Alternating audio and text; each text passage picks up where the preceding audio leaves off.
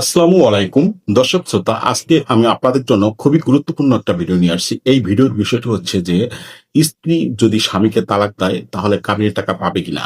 আসলে অনেকে একটা ভুল ধারণা নিয়ে বসে আছেন যে স্ত্রী যদি স্বামীকে তালাক দেয় তাহলে কাবিনের টাকা পাবে না। তো স্ত্রী যদি স্বামীকে তালাক দেয় তাহলেও এই কাবিনের টাকা পাবে, আর স্বামী যদি স্ত্রীকে তালাক দেয় তাহলেও কাবিনের টাকা পাবে।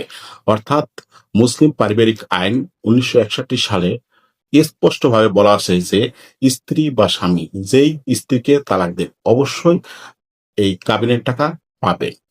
আর আরেকটা বিষয় হচ্ছে, সেটা হচ্ছে স্ত্রী যদি খোলা তালাক দেন আর যদি বিচ্ছেদের তারপর যদি বিচ্ছেদ হয় কোনো একটা বিনিময়, সেক্ষেত্রে স্বামীর এই দেনবর বা কাবিনের টাকা নাও দেওয়া লাগতে পারে।